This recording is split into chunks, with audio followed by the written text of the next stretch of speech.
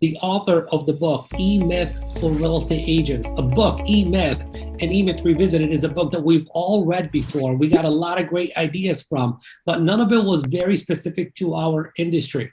So Brad has been in the industry now for well over 20 years, tried and tested everything underneath the moon and the stars, and systemized the business in a way where anyone that follows these very simple processes and systems can increase their production from 24 deals to 36 to 48 to 50 something to 100 plus transactions a year.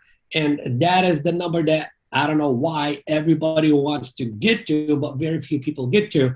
And I want to help as many of you as I possibly can get to that number or even beyond. So who better to have a conversation with than Mr. Brad Korn? Welcome to the Top Listing Agent Show, my friend.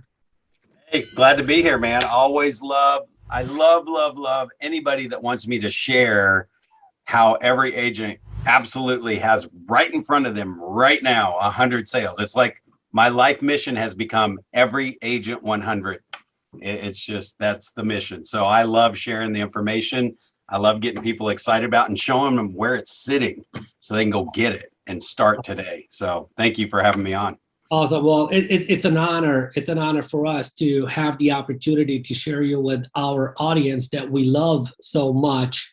And let's begin, Brad, by, I know some people, are familiar with who you are, what you do, where have you been, and all that good stuff. Some people may not be that familiar with you. Why don't you give us your version of an introduction of, how you started selling real estate to where you're at right now and why you're so awesome?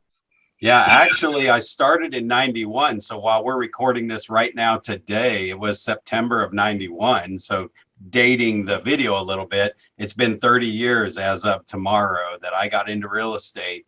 And I started in the Twin Cities, Minneapolis.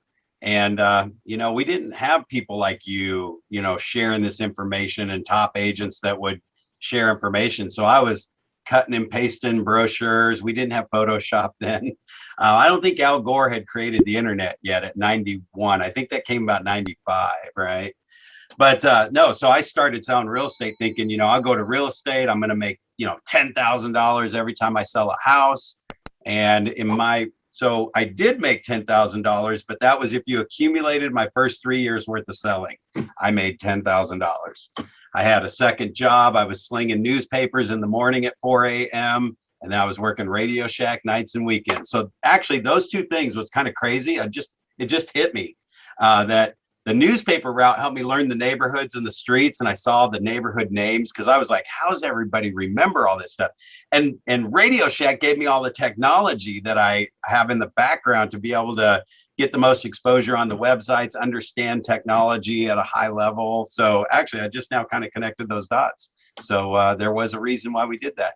But anyway, so fast forward, over the years, I came out of the chutes just like everybody else does. The industry is teaching us to go get the next deal, get the next deal, get the next deal. The other thing I realized along the way is that when we were opening up an office, when we first came over to our franchise that we're at, that, an agent starts out probably $2,500 in the hole. By the time real estate school is $400, and then they need another 90 for this, then they need 500 for that, then you need 300 for that.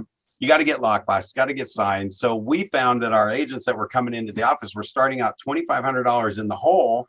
And then, at some of these older companies we were at where they took 50% of the commission, I mean, you can't ever get out of the hole. No wonder why, in our statistics, our agents don't survive. So I got mad at that. And I was mad because I was trying to support 3 girls, my family. I was working 2 jobs, and I just got mad.